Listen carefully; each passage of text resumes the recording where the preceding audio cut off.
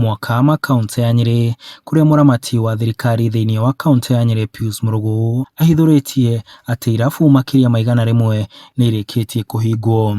We have been able to close over 100 illicit brew establishments within Nyeri County. Wale ambao wako karibu na learning institutions tumefunga hizo completely.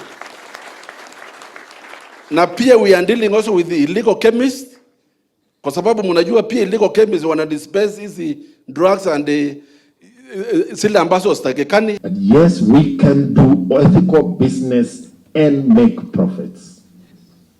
It is possible, it is doable.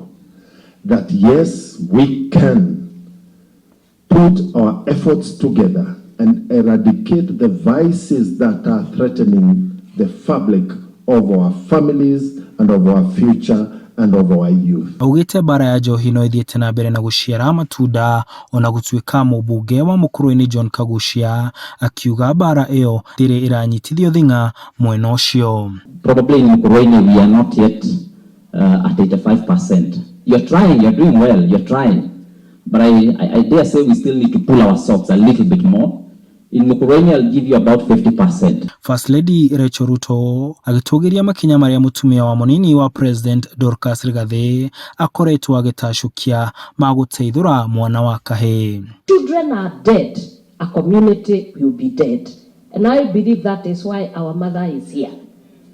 After wailing and praying to God, now she can come and stand here and give thanks to God because our children are not going to die anymore.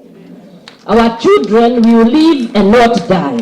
I commend the efforts of Her Excellency, my sister, Pastor Dorcas Rigathi, who has been at the forefront of addressing the challenges facing our young men in combating alcoholism and drug abuse.